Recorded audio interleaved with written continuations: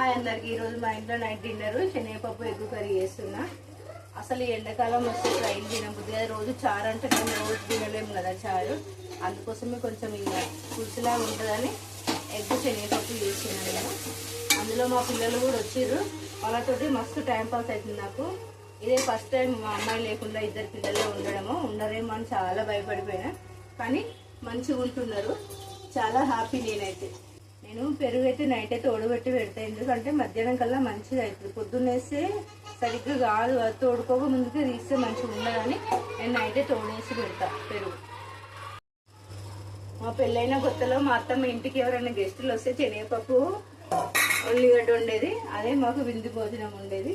కానీ ఇప్పుడైతే రోజైనా నాన్ వెజ్ తినడానికి అసలు వెనక ఆడరు జనాలు. అదే 10,000తో ఇల్లు మొత్తం గడిచేది. ఖర్చులన్నీ ఇళ్ళ తీసుకున్నాయి. ఇప్పుడు 50,000 వచ్చినా 70,000 వచ్చినా సరిపోదు. అప్పటికి ఇప్పటికి ఖర్చులు ఇంత. జీతాలేమో పెద్దగా ఖర్చులు కూడా, జీతాలతో పాటు ఖర్చులు కూడా పెరుగుతాయి. కాబట్టి ఆ రోజులే బాగుండే. ఏ మాత్రమే కానీ ఇట్లా వచ్చి అట్లా వెళ్ళిపోతుంది. ఏ దానికి పోతుందో ఏదో అర్థమే కాకుండా ఖర్చులు విపరీతంగా అయిపోయినాయి. అందుకే అప్పటోళ్ళే మంచిగా సంపాదించింది కూడా అప్పుడే సంపాదించేది. ఇప్పటోళ్ళు సంపాదించాలంటే అంత మన అమ్మ నాన్న సంపాదించినట్టుగా ఇప్పుడు చేయలేరు అసలు ఈ ఎండాకాలం కిచెన్లో నిలబడి వంట చేయాలంటే పెద్ద టాస్క్ అయిపోయింది. చాలా వేడి ఉంది. ఈ ఎండాకాలం అయితే ఇలా వెళ్ళిపోతుందో అనిపిస్తుంది. వంట చేయాలంటే చాలా చిరాకు వస్తుంది. ఒక గంట సేపు అయినా అర్ధగంటలో చేసి వెళ్ళిపోవాలనిపిస్తుంది. కానీ అట్లా చేస్తే బాగుండదు కదా. మళ్ళీ పిల్లలు తినకపోతే మనకే ఇబ్బంది. అందుకోసమే కష్టమైనా సరే కానీ చెయ్యాలి. ఇక ఇంకొక 10 నిమిషాలు అయితే కర్రీ కూడా అయిపోతుంది. అంతలోపు ఈ బాసలు తోమేసుకుంటాం. మళ్ళీ మా పిల్లలకు అన్నం తినేయాలి.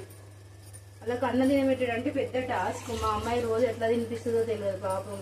ఇద్దరు పిల్లలతో చాలా ఇబ్బంది అవుతుంది మా అమ్మాయికి. పిల్లలు ఏం చేస్తారు? మా పిల్లలు రిమోట్ ఇస్తే వాళ్ళకి ఇష్టం వచ్చింది పెట్టుకుంటారు, హాయిగా కూర్చుంటారు. నన్ను అస్సలు డిస్టర్బ్ చేయరు. లేదంటే వంట కూడా సరిగ్గా చేయలేరు. ఇప్పుడు పిల్లలు అట్లున్నారు.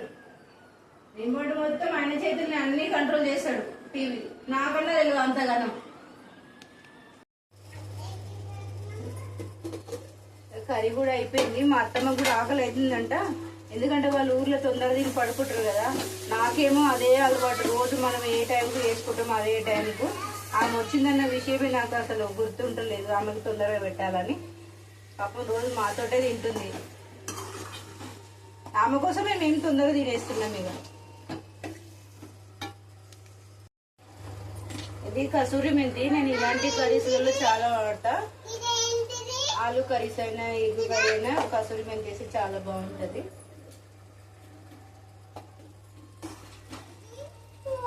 కొన్నికి వచ్చింది. అంతలోపు నేను బాత్రూమ్ అనుకుంటాను. ఇల్లు తోమేస్తే అయిపోతుంది. తర్వాత పిల్లలకు అన్నం తినిపెట్టాలి. వాళ్ళకి అన్నం తినబెట్టు అంటే పెద్ద టాస్క్. ఇది పెట్టు అది పెట్టు టీవీలో ఒకరొకటి అంటారు.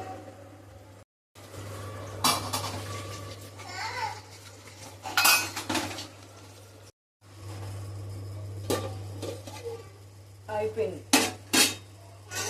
కర్రీ కూడా అయిపోయింది. మా పిల్లలకి అన్నం పెట్టేస్తాను.